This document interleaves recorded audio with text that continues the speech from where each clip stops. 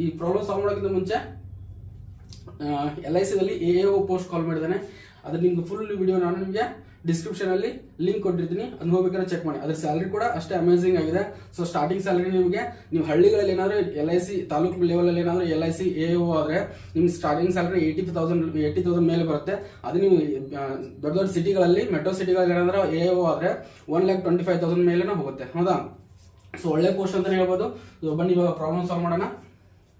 So ಇದು ಈ ತರ ಏನಾದ್ರು ಪ್ರಾಬ್ಲಮ್ ಬಂದ್ರೆ, ಹೌದಾ, ಸೊ ನೀವು ಇದು ತಲೆ ಕಟ್ ಬಿಡುತ್ತೆ, ಒಂದಪ್ಪ ಇನ್ಫಿನಿಟಿ ಬಿಟ್ಟಿದ್ರೆ ಯಾವ ತರ ಸಾಲ್ವ್ ಮಾಡೋ ಅಂತೇಳಿ, ಹೌದಾ? ಇದ್ರ ಆನ್ಸರ್ ಏನೂ ಇಲ್ಲ, ಜಸ್ಟ್ ಡೈರೆಕ್ಟ್ ಆಗಿ 5 ಅಂತ ಬರೆದ್ರೆ ಮುಗಿದೋಯ್ತು, ಹೌದಾ? ಸೊ ಇಷ್ಟೇ ಬರೋದು, ಹೌದಾ? ಸೊ ಇದ್ರ ಆನ್ಸರ್ ಏನ್ ಬರುತ್ತೆ? ಡೈರೆಕ್ಟ್ 6.